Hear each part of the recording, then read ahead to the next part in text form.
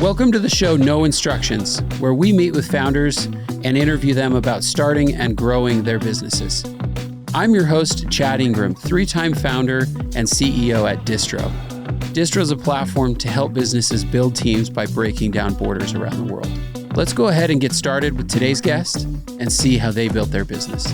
Today with us, we have Scott Smith, who's the CEO at Zight, formerly known as Cloud App, right? Yes, that's right. Awesome. So you guys recently went through a name change, right? We did, yeah. We got the domain. We're working on trademark, new website, everything. Why did you change the name? So I actually really like Cloud App. Okay, so this not comes that up. I don't like Zight. Yeah, but this comes up so much. Some people really resonate and they love it. Yeah. Others just hate it. And I'm in the boat of kind of really hate it.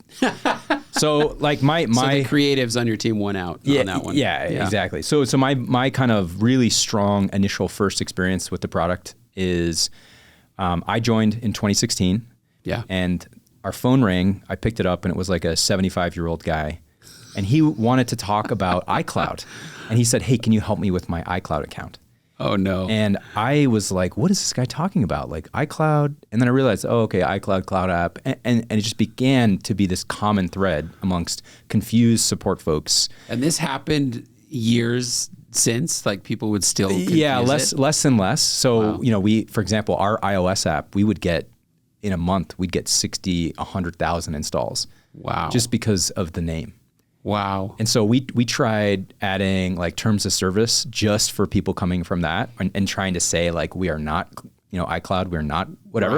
Right. It just didn't work. And so we'd updated our icons, our logos, like literally everything. At one point even, we tried just like adding $1 charge for everyone who bought the iOS app just to see if it would slow things down. And it didn't. We ended up getting like 30,000 extra dollars a month. That's amazing. Yeah, so that was like one of those trade-off. Yeah, weird trade-off just for the first month or two. But then Yeah. then we figured it out and it started to subside a bit. So tell us, for listeners that aren't familiar with Cloud App or Zight, tell us a little bit about it.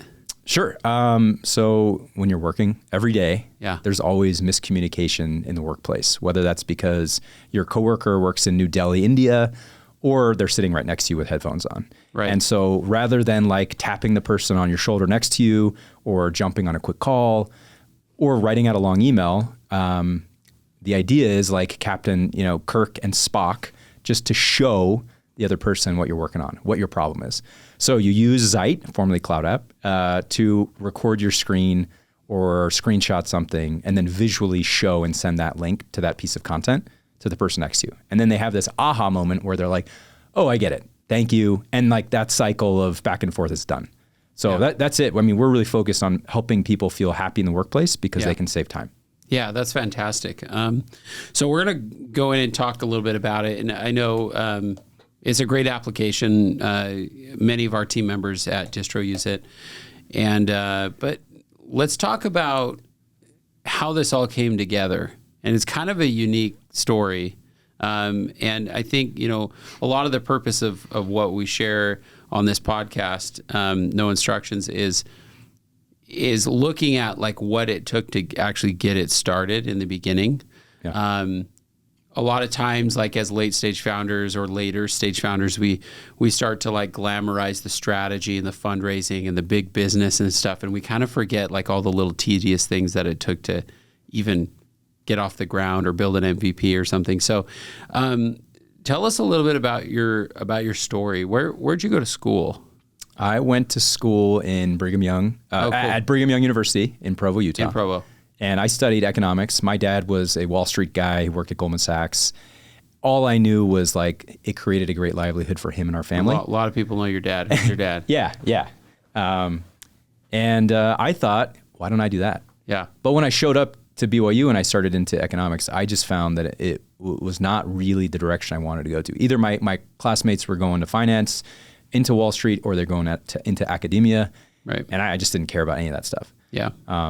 So actually, while I was at BYU, I had been since probably 14 obsessed with like all sorts of tech gadgets and tech products. Like my first was a Palm 7, which I loved. Like first the Palm Pilot. Yeah, Palm Pilot with internet access. Yeah. But while I was at BYU, I sort of was lucky to find the CEO who was looking for interns for his company called Instructure. Yeah. And so I started working with him when it was like him and 2 PhD students working on like their first version of their product. Wow. And that's kind of when I got excited about tech stuff. That's incredible. So what did that path look like for you? Did you think that, all right, I just want to be involved in a startup and building and learning, or was it, I need to go study computer science and be a programmer? Yeah. What did that look like for you? I think I immediately realized that there's like 2 or 3 paths for someone to work at a startup. It's like you either make something or, you sell it. I always thought of it as simply as that. Yeah. And I felt like I was really late to the game as far as development skills. And I also just wasn't patient enough to try. Yeah. But I had spent 2 years out in England, knocking on doors, talking to people. And so I had what I thought was a good skill set to just be relentless. Yeah. And so I kind of looked at it like, I'm going to get into a startup. I want to find one that is, can sort of match my skill set in some kind of way. And so I went from being in the finance BYU track, doing econ, to I talked to a friend. I was literally sitting next to him in this class that I TA'd, and we were working on Bloomberg, which is like a terminal for like, finance software. Right. And I basically just was complaining. It was kind of a weird situation, but I was complaining to him about how much I hated this path I was on and what I could do about it. And he's like, you should talk to my brother. He also was not super excited about his finance path. And so that guy's name was Dan Cook. And Dan Cook is a local CEO now. He was an executive at Lucidchart. And also he was a VC in Boston at the time. And so I talked with him. He introduced me to like 7 people. I talked to all 7. 5 out of 7 were like finance people doing really cool, interesting stuff. And the 7th, I think, was Kyle York, who was the VP of sales at Dyn. And Dyn was a New Hampshire infrastructure tech company. It was literally like the most boring B2B SaaS company. But I was able to join when they had 30 employees and probably $2 million of revenue, recurring revenue. Wow. About what year was this? It was 2008, 2009. So, sorry. 2009, 2010. So at this point, you are towards the end of your, getting your bachelor's or undergrad in finance and economics. And now, you start networking around and learning from these other people. What intrigued you about it? When you were talking to these 7 mentors or whatever you want to call them, what kept your interest? In the one I ended up pursuing, or just in general? So I mean, in general, honestly, like obviously you continue making these calls. There's something that started compelling you to go towards these startups. Yeah. So I think there was like 3 things. So first, I really liked the energy of Dan Cook. I just thought that he was real and true and credible, and he told me the truth, basically. Yeah. Second, it was 2008, 2009 time frame. And it was, I've seen all my friends struggle to get jobs. Yep. And so I was pretty desperate. I'd been married for about a year, and my wife was kind of like, what is going on with this job thing for you? She was a teacher. She already had a job. And so for her, it was like no big deal. But for me, I just, I felt desperate. And so finally, anyway, I was invited to go interview up at Dyn in New Hampshire in this small mill town called Manchester. It was about 150,000 people that lived there. Yeah. And it was like just incredible. It was beautiful. They had some silly things like they had a Segway because the founder of Segway was in Manchester, New Hampshire. And it was a mix of like a traditional cubicle style business, like just layout wise. Right. But also they were doing something interesting that I was excited about. I mean, I saw that infrastructure for the internet was important. Yeah. In fact, that was my first 2 or 3 jobs. But and then I think the last thing was I got to talk with the CEO and the CTO for a few minutes while I was there. Yeah. And I was just like blown away about the level of, personal touch that they had afforded me. Yeah. And so I just kind of fell in love with the idea of moving to the East Coast, working for this early stage business, and just some of the dynamic personalities. And your wife was like, no, this is crazy. You're making me leave my job. Or she's like, yeah, let's go for it.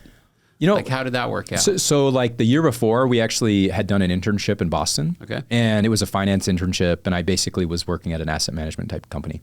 And learned that you didn't want to do that. 100%. Yeah. I was like, it was a mix of, I was embarrassed with my skill set. Yeah. Like I just couldn't do it.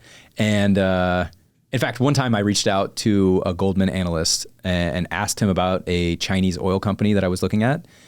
And he emailed my boss and said, "This guy's asking me too many questions. You basically need to pay me." And I was like, "Oh crap!" And it was so embarrassing and uncomfortable. Wow. And I never had that kind of experience. Either before. you thank him or be upset with him. I don't know. Exactly. That's true. Actually, good point. But anyway, so we'd been in Boston, and her mom actually had just passed earlier that year, I think, if I'm remembering the time frame. And her mom was like an enthusiast about the East Coast. She just loved the idea of being on an adventure. So we both went. My wife left her job. I had this new job, and actually she was able to find something new immediately, like at a local Manchester school that was full of immigrants and refugees, because it was like an asylum city. Wow. So it was the strangest experience. It was just like so cool, unique, an and adventure unexpected. for her, nonetheless. Yes, right? exactly. Like, yeah. And let's see if my husband can do this new thing. Yeah, exactly. What was your role? Was it in sales, it was, CS, or what? My title was business development representative. Awesome. And I think my starting salary was like $32,000. Starting from the bottom. Starting from the bottom. Yeah. Literally. Yeah. So at what point did you make it to San Francisco? Let's see. So actually, probably within 6 months, I started going to this conference with Dine called Velocity Conference. Mm-hmm. And so it was a really strange thing. I was like one of the few guys who didn't drink, and they just knew that they could trust me to show up on the conference floor like unscathed from the night before. So I always got to go to these conferences, and I was in San Jose, I was in Sunnyvale, I was in San Francisco for just talking to everybody. I remember the first time I talked with like a VP of technology from Cisco. Mm-hmm. And again, was just embarrassed and crushed by the questions. And my CTO for the company was from like a technical perspective. Yeah, technical perspective. Because I'm trying to sell, and this guy is just asking me tough questions. And my CTO, who knows everything, he's standing right next to me and just kind of smirking, letting you struggle. Yeah. Tom Daly definitely now, letting me struggle. Today, though, would you say that you're somewhat of a technical founder, that you can hang with the engineering team, or do you feel like you need a translator at times? I definitely feel like more of the sales guy who figured out how to hang with engineers. Yeah. But I still feel very like, I don't know if privileged is the right way to put it, but like I'm really grateful for what they do and how they approach building things. But I also know so many of the pitfalls of engineering now, like the cool new sexy technologies that you need to avoid, or all those kinds of things. Yeah, so my strategy in general was like, I couldn't necessarily sit at the lunch table with them right off the bat, but I picked them off one-on-one, and I'd go running with them. I'd work out with them. I did it all around San Francisco. Yeah. So to answer your question though, to kind of get back to it, it was 2010, 2009 when I joined Dine, and that company raised a Series A. They were starting to grow a lot, but my family was pretty far away. My dad had Parkinson's and was struggling, and they just couldn't travel. So I realized it would be better to move to San Francisco. So I actually went to my boss. Was your dad in San Francisco at the time, or back in Utah? He actually had at this point he had retired from Goldman. He had taken a job as a finance professor at BYU. Right. And so he was in Provo. So it's still like 1,500 miles away from where I was, but relative from California, it was a half an hour. That remind me though, you didn't you spend time in New York while your dad was at Goldman? Yeah, so I grew up in New Jersey. Yeah, correct. Yeah. So we're like 45 minutes from New York. Yeah, so I mean, you were kind of an East Coast guy anyway, right? Yes, and I still, my aspirations are still to get back there. Yeah, it's beautiful there for sure. I love it. Yeah, that's awesome. I was in New York earlier this year for the first time since before the pandemic, and it was just so crazy to go back. It just felt like, I just hadn't been traveling as much, and then going back, it actually felt kind of nice. I don't know if I could live in Manhattan, but I can eat a lot of Ray's pizza in Manhattan. Oh yeah, my wife and I just went back 2 weeks ago for my 20th high school reunion. Cool. Which ended up getting canceled while we were on our way out. But I went to Katz Deli, and we had pizza and bagels. Like there's not a good, sorry Utah, but there's not a good bagel place here. California's kind of the same. There's just not very good ones there either. There's a few things there are not here. Okay, I'm going to list a few of them. Yeah. There's not good dry cleaning services here, especially for the price. That's something that I grew up in Southern California. Donuts, pizza, and I'm definitely not bagels. Yeah, definitely not bagels. It's just, I'm sorry, Utah, but there is actually a great donut place, probably not that far from you. It's called Donut Star in Draper. Okay. It's fantastic. Okay. that's I'm the list. serious. Yeah. So like it's comparable to what I grew up eating and it's just not the same. Are you a fan of like more just traditional glazed stuff, or did you get into I'm like simple. the artisan? No, I'm simple. I just like literally a glazed donut or a sugar covered donut, either one. Like, don't get too crazy with me. My problem is I eat one of those and I'm like half the day I'm dead. Honestly, I can't manage it. I'm actually more of a savory person than sweets. Like, I'd probably rather do a bagel than I would a donut. But yeah, same. But I'd like to have the option if I wanted it for breakfast, But anyway, Utah's getting better for sure. The food scene's improving for sure, and I love it here. So, but that's cool. So you went to San Francisco. Yeah. So actually, what ended up happening is my dad's health wasn't great. Yeah. I had a friend who worked at Google, and he basically presented me a job offer. Interesting. And I'm like 2 years out of school. I mean, when I was an undergrad, I told my wife, I'm like, when we were dating, my first date, I said to her, I'm going to get a job at Google. And she kind of laughed, but it was, 3 years later, it was true. I had a job offer in hand. Wow. But my VP of sales, Kyle York, he basically was like, why do you want to leave this company? And I was like, well, I want to get closer to my family. I'm excited by Google. He's like, but dude, you're going to be just like a cog in the machine. You're not going to do anything impactful. Why? And I remember that he spent probably an hour, from 5 to 6 p.m. You know how it is. Like at the end of the day, you want to have a chat with your boss has to leave. But right. He took the time to chat with me. Yeah. And man, he sold me hard. And he ended up saying. So you stayed. Yeah. Over going to Google. Yeah, I did. Yeah. Wow. Yeah. So what's this guy's name? Can I hire him? Oh man, there's no way. I think you'd struggle to get that guy. Yeah, I'm sure he's in a great place now. Yeah. So I ended up basically getting, I don't know if you want to call it a counteroffer, but he said, why don't you move to San Francisco, open up a version of Dine there. Wow. And we did. So we ended up hiring 5 or 6 people in that office, and it was a really great opportunity. I got to go in person to meet many of my customers that I'd never met before. Like I managed the accounts for companies like Twitter and Mashery, which ended up getting acquired by Adobe, and just all sorts of really cool relationships. In fact, I met my future CEO, Tikon, as a result of being, selling into this company called Parse, which so moved to California, met all these great companies. Eventually I wanted to move again. I guess I'm definitely in that millennial camp of like anxious, got to move, got to level up. Never satisfied. Yeah, never satisfied. And I joined this Y Combinator company called Parse. Probably 20, 25 people, no salespeople, one other marketer. And this team really felt like salespeople were the worst. Yeah. So that was really great. Product-led growth. Yes. Engineers only. Yeah, exactly. And so I felt like I was in this weird club, or I was trying to get into the club, and it just wasn't working for a while. But that was also kind of a transformative, like you mentioned, Can you hang out with the engineers? And a lot of it is just like credibility. Can you work? Can you find deals? Working out with them. One of our engineers, Andrew Chen, he always was like, man, I can beat you in pull-ups. And I was like, what? You just come up to me in the middle of the day. Or David Pohl, he loved to sing. And so we would do like these barbershop quartets late at night, playing Mario Kart. That's awesome. And I thought that's how I'm going to close these guys. San Francisco is a good time, I think, for many. And too bad it's probably changed now. I'm hearing so many people are leaving in droves that like the city is just, not just like security, or safeness, but like there's just a lot of people having left that startup community because now we can work remotely. Yeah, definitely. I'm trying to remember, but anyway, there's an author, I was reading a paper recently that he tracks cell phone data, and he was looking at cell phone data of, the top 10 cities throughout the United States. And in general, most cities have lost a significant number of people. Wow. But San Francisco is probably the highest for a lot of different reasons. Fantastic way to track that though. Yeah. I mean, you really can see the movement, Right. Yeah, that's interesting. So tell me about, this time that you're in San Francisco, about what year was this? Would have been 2013. Yeah, 2013. 2013, yeah. Okay. So at this point, let's jump forward to, what was Cloud App. Yeah. And how did this thing come together? I think it'd be interesting to hear, because you have kind of a unique story of how this business came together and, the founder and the idea.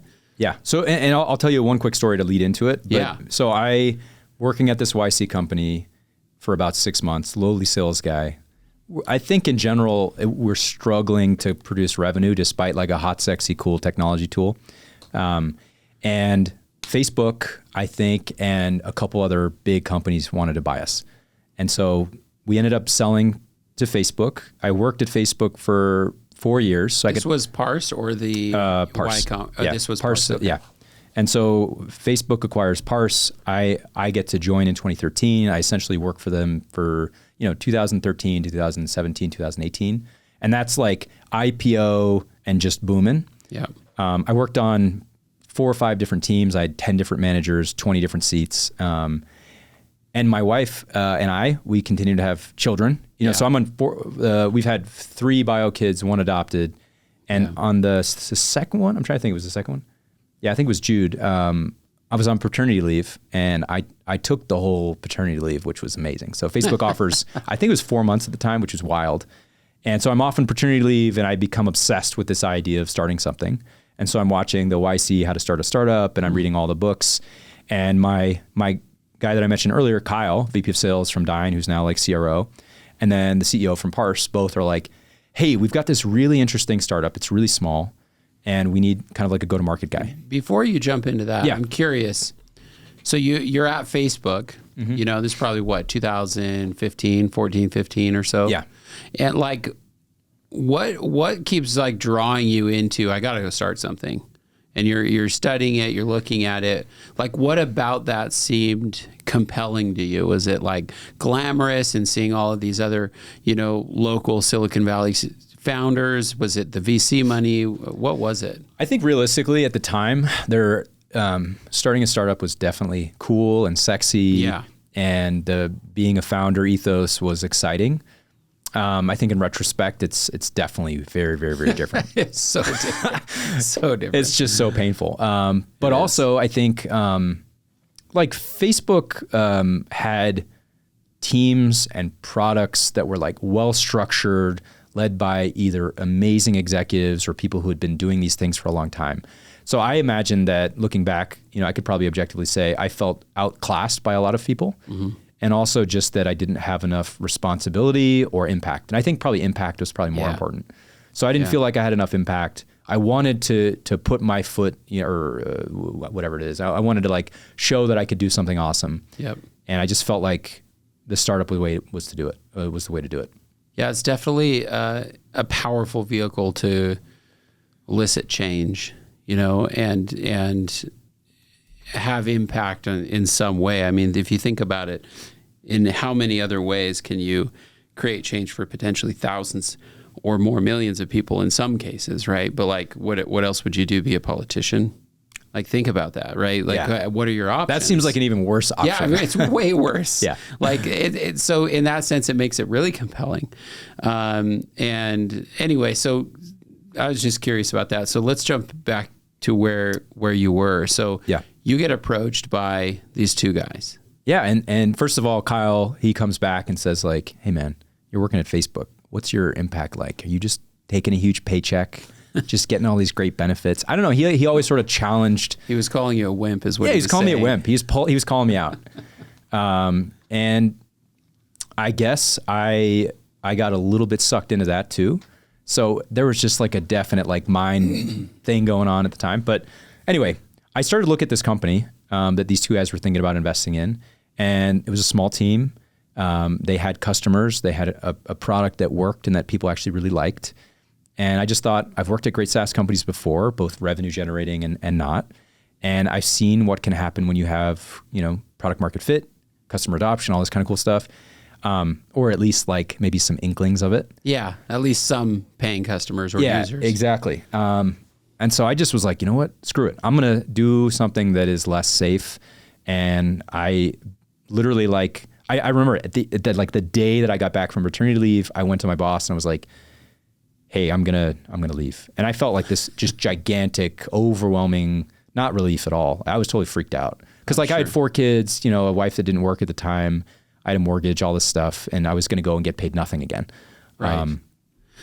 So this is interesting because So my last startup, I started it in late 2016, and we sold it a few years later, and now distro going on to a second one. The first go around, I didn't have children, and we had children much later. And not having children, in some ways, is a big advantage. In some ways, having children also can be a very compelling way to move the needle for your family, and you find the motivation, but.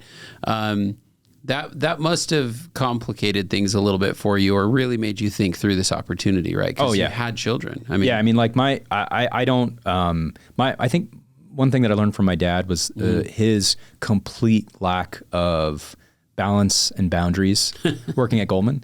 He would come to my baseball games and he would stand in the outfield in a trench coat on a cell phone and just make calls, but he'd also be watching me.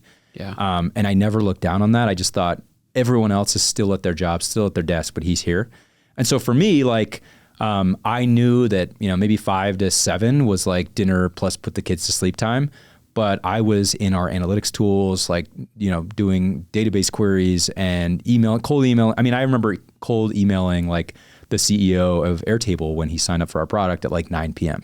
Wow. And I just spent every night from 7 to midnight and then like 7 a.m. to whatever, 5 p.m. basically just working. And so the kids helped me realize that I had limited time, but they also, they took away from my ability to work for a few hours a day or distracted me, but it also gave me this newfound deep focus, which was amazing. These two guys come to you and they say, hey, we've got a product that another founder, I know we didn't quite get into this, another founder saw a problem about sharing collaborative, ideas, over the web. Yeah. And back then this was actually I say back then like it was that long ago, but in our technical universe, it actually was a long time ago. Yeah. Being able to send these ideas over the web is super innovative. And so these two investors have this idea of putting together this business. Cloud app. And did you guys name it, or did you come up with a name, or was it already named? It was already named. Okay. So, when I joined in 2016, we basically had a small team of, 4, kind of like an executive team in San Francisco near Market Street, just cranking away. And then we had a small development team in Poland. But small team. So that means you're building spreadsheets and you're emailing and selling and you're doing everything. Yeah, like I probably within the first week, I mean, I always looked at it like, what can I do the first week? Yeah. Touch code, sell something, talk to 10 customers, whatever. And I started using a marketing tool that we had called Customer IO. Yeah. And it was an amazing tool that I didn't understand at all. And so the first week, by day 5, I sent an oops email to like, I think 1 million people. Or maybe 500,000 people. It's still a lot. Yeah, it was just a remarkably huge, idiotic mistake. Enough today with all the email clients where you'd get blocked right away. Yeah, exactly. So, I mean, I like you said, I was trying to find, and we didn't have any tooling to either. Like, so trying to figure out, I think about all the different things we have now.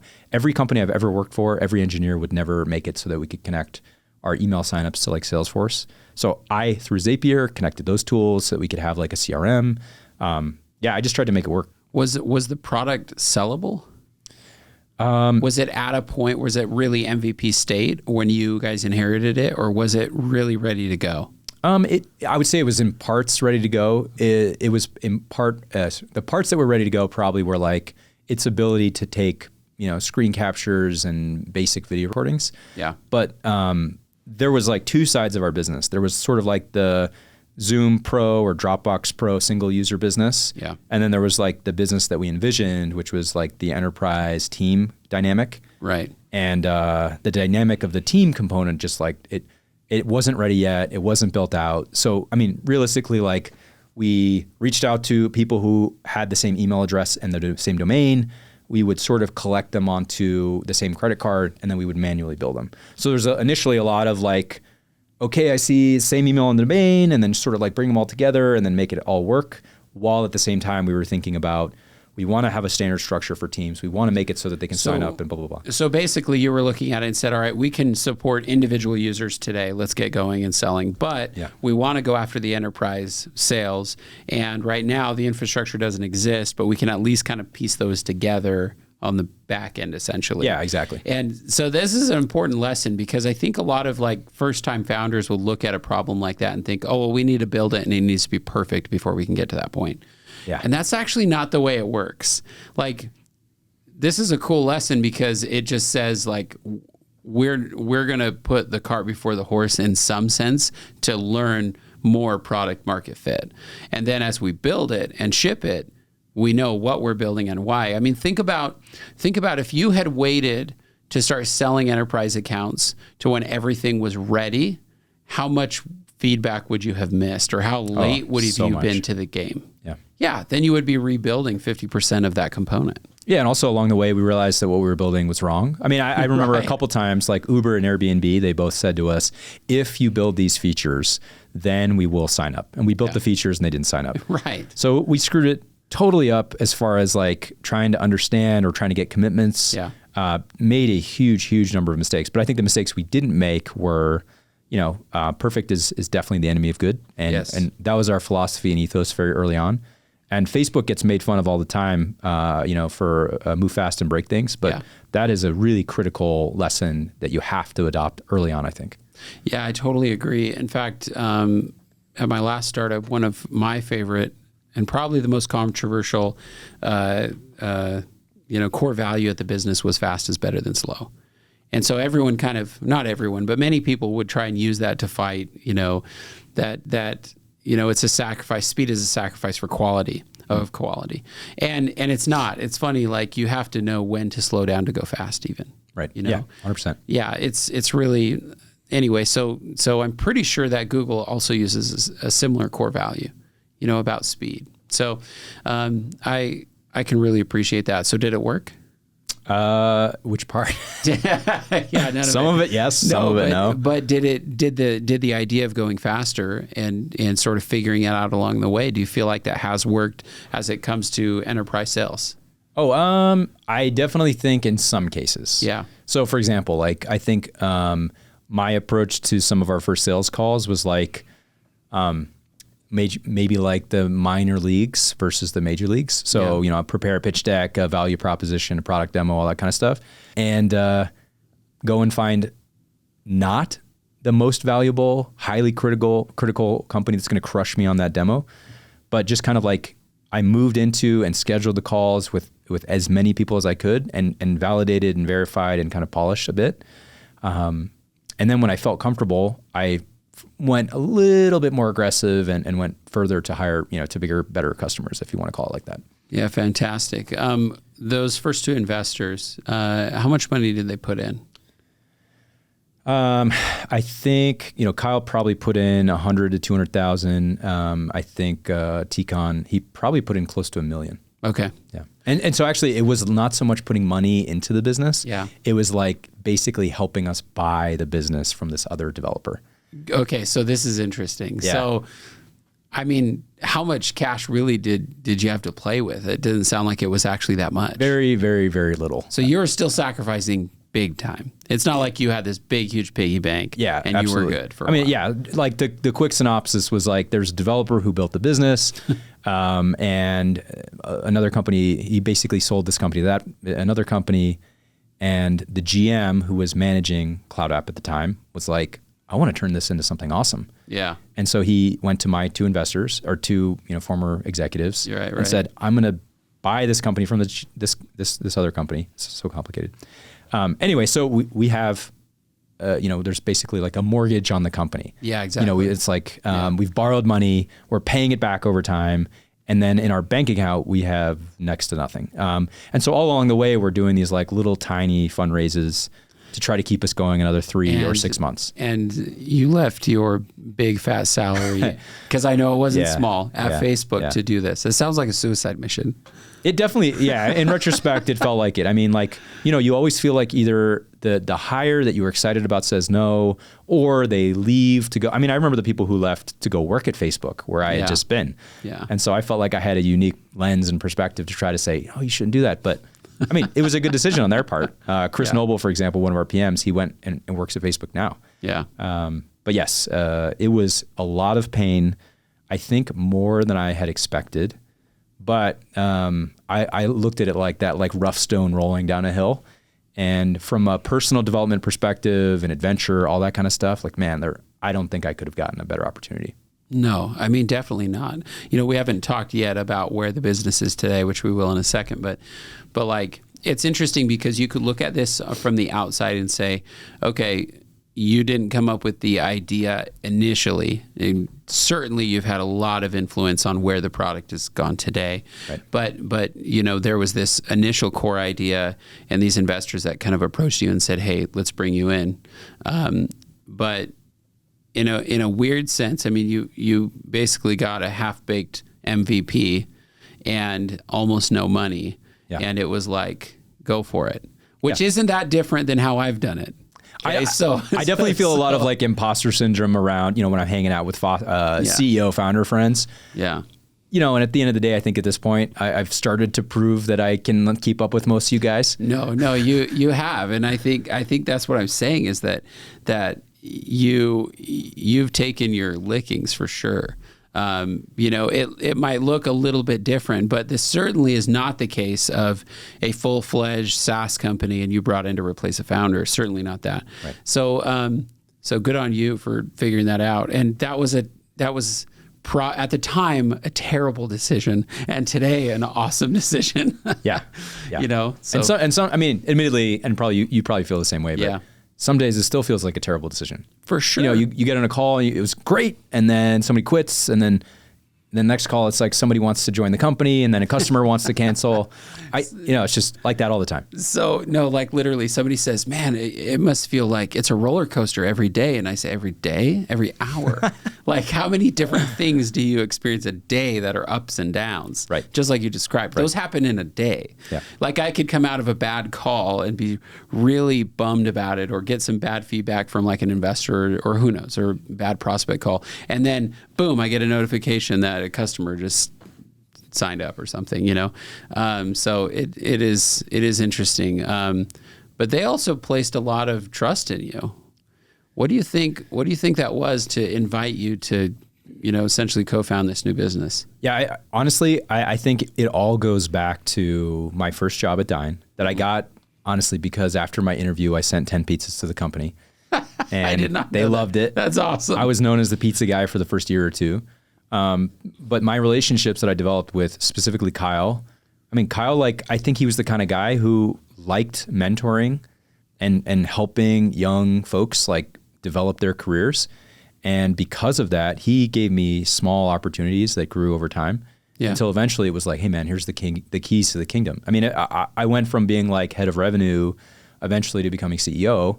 Wow. And I think for him and the board, like, that was no small decision, but I think I sort of, I don't know if earned it is right, but I definitely showed my willingness to do hard things and work hard and make good, trustworthy decisions. Yeah, they definitely trust you. Are they still board members, shareholders today? Yeah, definitely. That's awesome. So they're still in the fight. I mean, it's been a while. Yeah, it has been a while. Let's see. So I think Kyle is no longer on our board since we raised our Series A, which is pretty common as companies grow. But he's still a pretty big size investor. I text him every couple days. Awesome. It's usually about stupid stuff at this point. But yeah, he's still there and fighting with me. Well, that's cool. So how much money have you guys raised to date?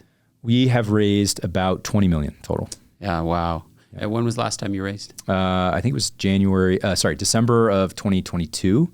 We raised our Series A, I think it was around 9 million. Wow. And that was like 2 months before all VC money dried up. Everything went crazy. Yeah. So like valuations crushed, funding gone. But so it seems like every board meeting now, my board will be like, man, I still can't believe we made it. which I totally agree. And anyway, so fundraising, also another experience where like, I think is also hard. It feels like it's cool and sexy from the outside, but it is just a sales process. Oh yeah. It's, more sales. You mean the CEO has to sell product and investors? Yeah, that's crazy. Yeah. Yeah, there's so much more we could talk about. So what's the next step for the business? Let's see. I think right now, most of our customers are excited about making work easier. So it seems really boring, but there's like two main themes that I think are important to our customers. One is just making sure every aspect of our product is smooth and seamless. And it's a bit like a utility in a way, like you're going to turn the lights on and it's going to work great. Right. So I think our thesis for our theme for 2023 is like, be like a Toyota. Just be this reliable, like I have a Honda Odyssey outside. It's got 206,000 miles on it. I'm going to get 300,000. And that is a beautiful car. This is the guy who's running a very, very valuable startup. And good on you, man. Good on you. Yeah. And, and I think the second part is more from an exciting perspective is every customer captures really interesting, compelling information. And so finding ways, especially using now like AI, to find ways to enhance or illustrate or characterize, as simple as I created a video, I want to be able to find it later, so it's automatically titled using AI summaries. So stuff like that I think is really interesting. And that's probably the next like year or so of discovery, validation with our customers. I think there's been a lot of like rush to do AI for the sake of AI. Right. But we're trying to find ways to bring it in that are helpful, but also not distracting. Yeah, that's a good point. It'll be interesting to see what you guys do. Last question I've got for you is are you falling under the bandwagon of get to profitability, or do you feel like you have enough runway to recover when the VC path sort of normalizes in the next 18 months or more? Yeah, that's a really good question. I and our team and our board have definitely been concerned about the fundraising environment, our capital in our bank, meaning taking care of it.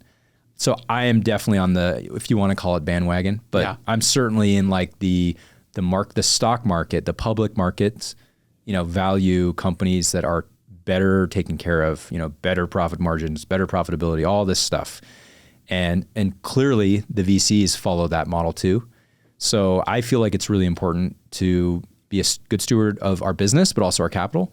And as a result, we've definitely changed our approach and strategy towards getting to profitability. I didn't immediately cut to profitability, but we've had to do some, unfortunately, tough and painful decisions over the last 6 months to a year to get us closer there. But it's the strategy and direction we're moving on. Yeah, that's fantastic. Well, thanks for coming on today. We know you guys are going to kick butt, and it'll be cool to see what the next 3, 4, 5 years looks like for you guys. So thanks for coming on. Thanks for having me. Thank you for listening to today's episode of No Instructions. Feel free to leave us a rating or review wherever you listen to podcasts and subscribe so we can continue producing these podcasts. Today's episode was brought to you by Distro. Distro is a platform to help startups find, hire, and pay employees in over 200 countries. It's free to use. Go to distro.io to set up your free account today.